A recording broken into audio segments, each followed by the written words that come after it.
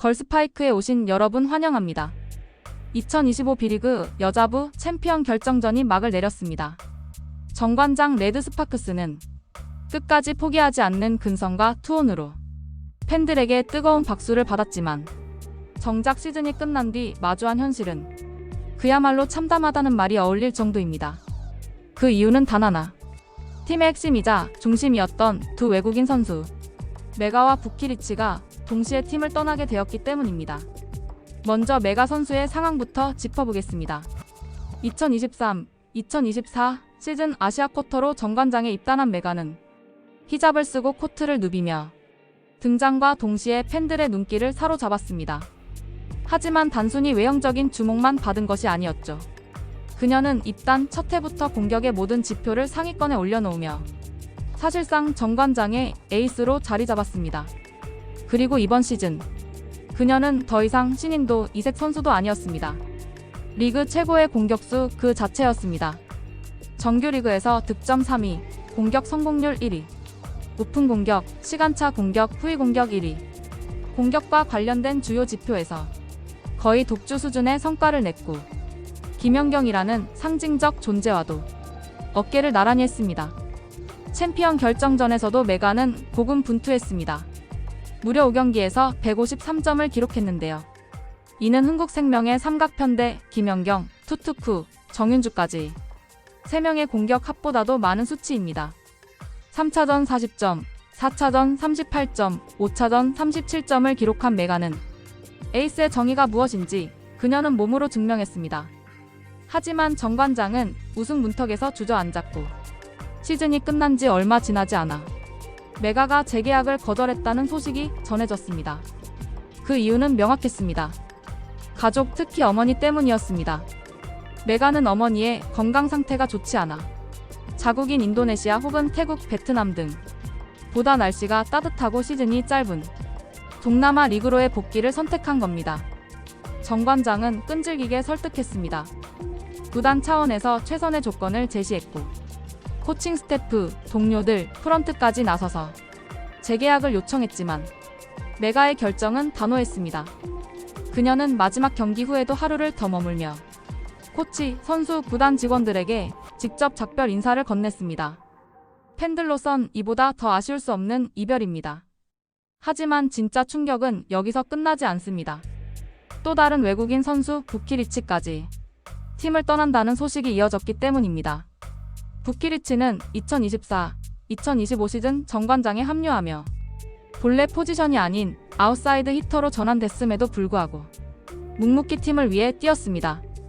플레이오프와 챔프전 내내 발목 부상 후유증이 계속됐지만 3차전 31점, 4차전 38점을 기록하며 메가와 함께 쌍포를 이루며 결승전에서 역대급 명승부를 이끌어냈죠.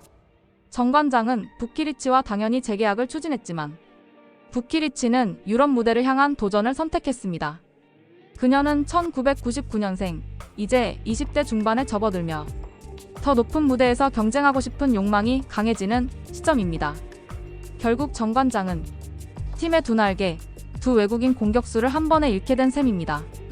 이로써 다음 시즌 정관장은 단순한 전력 누수가 아니라 전면 재편이라는 절체절명의 과제를 안게 됐습니다. 베테랑 세터 염혜성과 부상 이후 재활이 완전하지 않은 리베로 노란, 그리고 박은진, 정호영 등 핵심 센터 라인도 부상 이력에서 자유롭지 않은 상황인데요. 외국인 선수의 공백은 곧 공격의 절반 이상이 날아가는 셈인데 내부 자원으로 메운다는 건 현실적으로 무리입니다.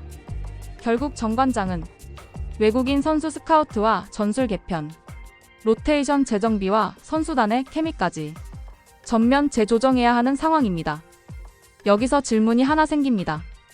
정말 메가를 놓칠 수밖에 없었을까라는 부분인데요. 가족을 위한 결정이라면 당연히 존중받아야 합니다. 하지만 일부 팬들 사이에서는 이런 의견도 나옵니다. 한국 구단이 조금 더 적극적으로 지원했다면 어땠을까? 메가 어머니를 한국으로 모시고 치료 지원까지 제공했다면 상황이 달라졌을 수도 있다라는 점인데요. 이제는 선수 연봉뿐만이 아니라 의료 시스템, 편의 제공, 가족 케어 등 이 모든 것이 선수의 계약 유지에 영향을 줄 수 있는 시대입니다. 실제로 메가는 한국 무대에서 기량이 폭발했고 히잡을 쓴 채 최고의 리그에서 활약하며 전 세계 배구 팬들의 주목을 받게 됐습니다. 그리고 그 영향은 구단에 그대로 돌아왔습니다. 정관장 홈 관중은 메가 영입 전엔 2만 명 되었지만 이후 2시즌 연속 4만 명 이상을 기록했는데요. SNS 팔로워 역시 메가 입단 전 대비 10배 이상 증가하는 수치를 보였죠. 유니폼 판매와 굿즈 수요, 해외 팬덤 유입까지. 이건 단순한 외국인 선수가 아니라 리그 전체의 자산이었습니다. 그녀가 떠난다는 건 정관장의 전력 누수이자 B리그 전체의 마이너스라는 점을 부정할 수 없습니다.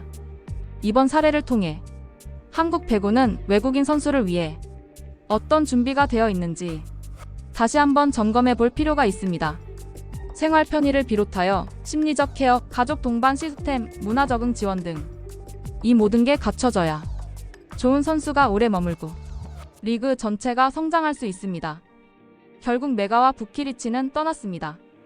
하지만 그들이 남긴 메시지는 앞으로 한국 배구가 바뀌어야 할 방향을 분명히 보여줍니다. 어쩌면 이별이 더 나은 시작일 수도 있습니다. 우리는 그들을 응원하면서도 이 빈자리를 메우기 위한 시스템 정비에 나서야 합니다. 언젠가 다시 한국 무대에서 메가와 부키리치를 볼 수 있기를 바라며 이 두 선수의 새로운 도전에 큰 박수를 보냅니다. 오늘 준비한 소식은 여기까지입니다. 앞으로도 걸스파이크에서 더 깊이 있는 배구 소식 전해드리겠습니다. 구독과 좋아요는 큰 힘이 됩니다. 지금까지 걸스파이크였습니다. 감사합니다.